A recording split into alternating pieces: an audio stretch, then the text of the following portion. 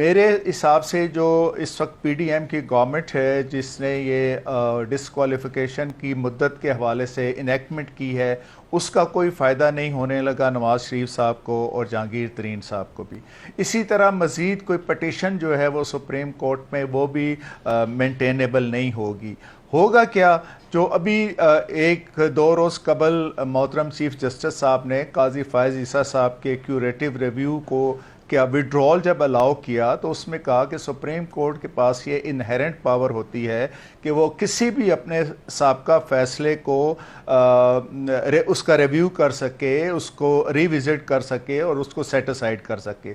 میرے ایسٹیمیشن میں ہوگا یہ کہ کسی بھی دوسرے کیس کی سماعت کرتے ہوئے پر انکویریم ہم کہتے ہیں کہ کسی ججمنٹ کا جب سپریم کورٹ کے بینچ کے پاس آتی ہے تو وہ اگر برابر بینچ ہے یا اس سے ایک آدھ ممبر بڑا بینچ ہے تو وہ کہہ دیتے ہیں جی یہ فلاں جو ہماری ججمنٹ تھی وہ جو آئین کے خلاف تھی، بنیادی حقوق کی انفرنجمنٹ تھی اور پرنسپلز آف نیچرل جسٹس کے اگینسٹ تھی، اس لیے وہ ججمنٹ غلط ہے اور اس کو ہم سیٹ اسائڈ کرتے ہیں۔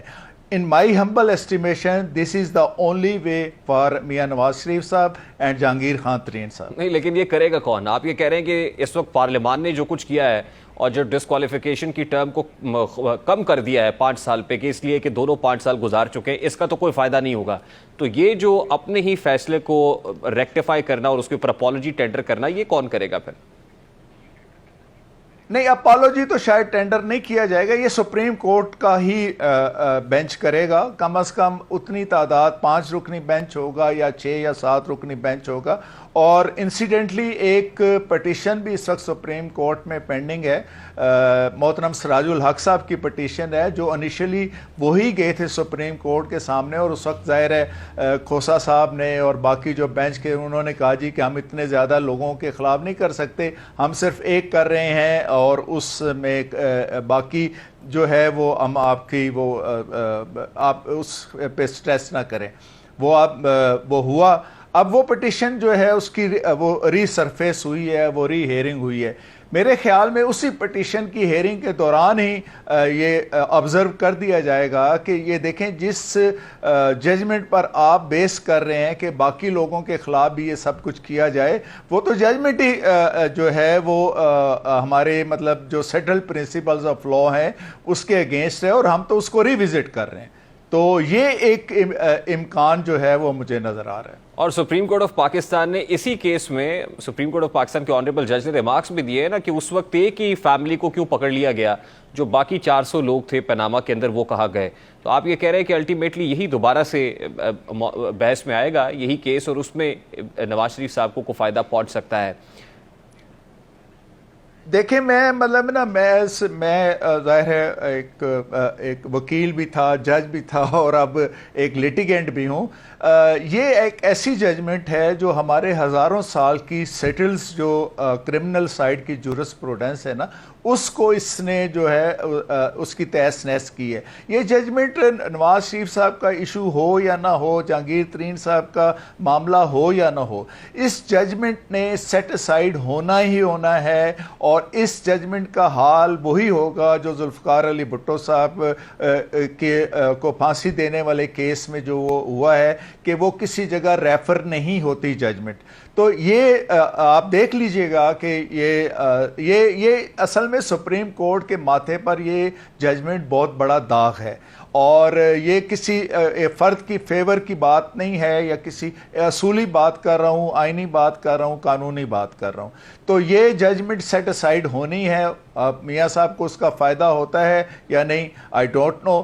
جہانگیر ترین صاحب کا اس وقت اس کا فائدہ ہوتا ہے نہیں ہے یا I don't know, but this judgement will not sustain and remain in the field.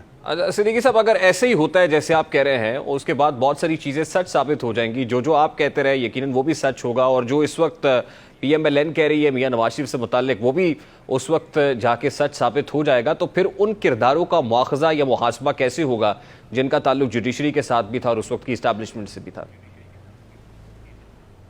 یہ دیکھیں، یہ اس کے لیے تو پھر کوئی چونکہ اب ریٹائرڈ ججز کے خلاف تو مواخذہ ہو نہیں سکتا، وہ تو ظاہر ہے جو حاضر سروس ہے وہ سپریم جوڈیشل کونسل کی جو ریسٹرکشن ہے آرٹیکل 209 کے تحت وہ ان کے خلاف کر سکتی ہے.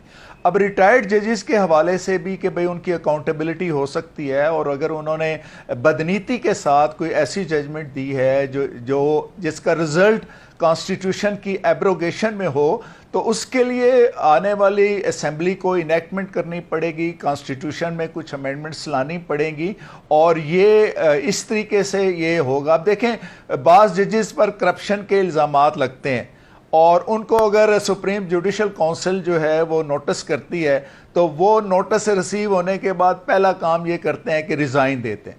اب اس ریزائن دینے کے نتیجے میں ان کی ساری کرپشن بھی بچ جاتی ہے، ان کو پینشن بھی مل جاتی ہے، ان کو تمام مراد بھی حاصل ہو جاتی ہیں، اور ان کے جتنے فوائد ہیں وہ بھی محفوظ ہو جاتے ہیں. اس کے مقابلے میں آپ مجھے دیکھیں، میں نے ایک سچ بولا اور الحمدللہ مجھے کہیں ثابت نہیں کرنا پڑا کہ میں نے اس وقت سچ بولا. حالات نے، واقعات نے اور ان کرداروں نے خود کنفیس کر کے میری کہی ہوئی بات کو جو ہے وہ سچ کر دیا. لیکن مجھے کچھ نہیں ملا، مجھے نہ پینشن ملی، نہ میرے کوئی اور بینیفٹ ملے، مجھے میڈیکل کی فیسلٹی بھی نہیں ملی.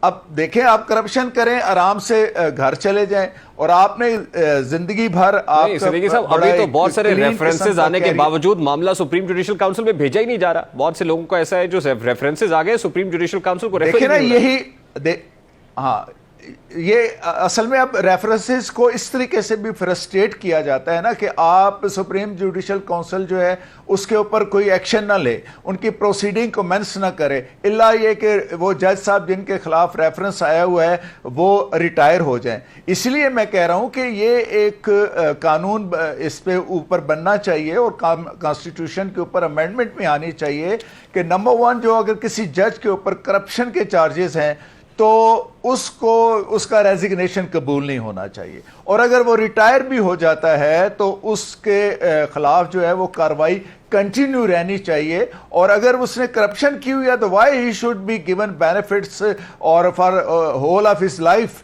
تو یہ تو ایک بڑی زیادتی ہے. YouTube پر گوگلی نیوز دیکھنے کے لیے youtube.com کی سرچ بار میں googly news T V type کریں. گوگلی نیوز کے پیج پر سرخ رنگ کے سبسکرپشن والے بٹن پر کلک کرنا نہ بھولیے. YouTube پیج پر اپلوڈ ہونے والی ویڈیوز سے باخبر رہنے کے لیے بیل آئیکن پر کلک کیجیے. آپ کو ہر نئی ویڈیو کے بارے میں نوٹیفیکیشن موصول ہو جائے گا.